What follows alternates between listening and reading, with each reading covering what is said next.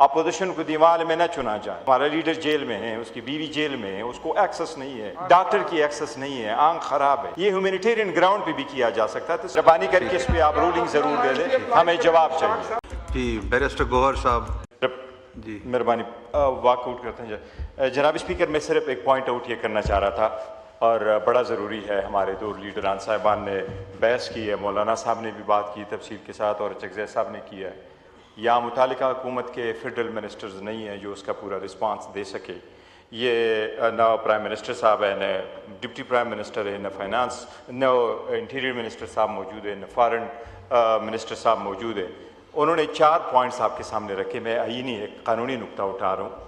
یہ بات ہم نے اس لیے نہیں کی کہ آج ڈسکشن کی اور فیس بکوں پہ چڑھائیں اور that's it we walk away. ان دونوں نے جو بات کی ہے یہ بڑے زیرک سیاستدان ہیں. ہم جو نئے نئے اس ہاؤس میں آئے ہوئے ہیں, ہم ان کی طرف دیکھ رہے ہیں بڑی امید کے ساتھ, اور ان کی طرف میرا خیال ہے پورا پاکستان دیکھ رہا ہے. چکزئی صاحب آپ کو اکیلا نظر نہ آئے, نہ علامہ صاحب آپ کو اکیلا نظر آئے. ان کے پاس بڑی علماء ہیں, لوگ ہیں جو بچپن سے لے کے آخری جنازے تک ان کے ساتھ جڑے رہتے ہیں.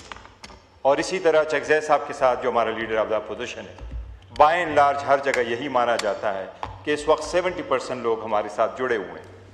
4 پوائنٹس ہم نے اٹھائے ہیں اس میں اس لیے آپ کو ایک آئینی نقطہ سامنے رکھ رہا تھا.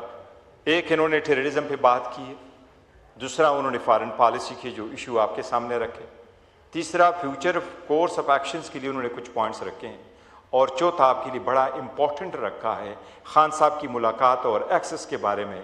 اور جو انہوں نے یہ کہا ہے کہ اب ٹائم ہو گیا کہ اپوزیشن کو دیوال میں نہ چنا جائے.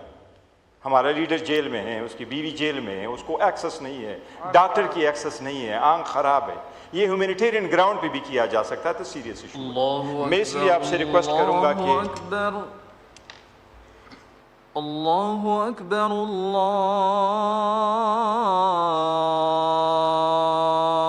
اکبر. جی بات ہو گئی. بس میں کمپلیٹ کریں 1 منٹ میں. جناب اسپیکر, میں جو کہہ رہا تھا یہ پوائنٹس ہم نے اٹھائے ہیں, اس پہ میں یہ کہہ رہا تھا کہ چونکہ اویلیبل نہیں ہے وہ وزراء, اس لیے میں کہہ رہا ہوں your honour just not to be part of record only.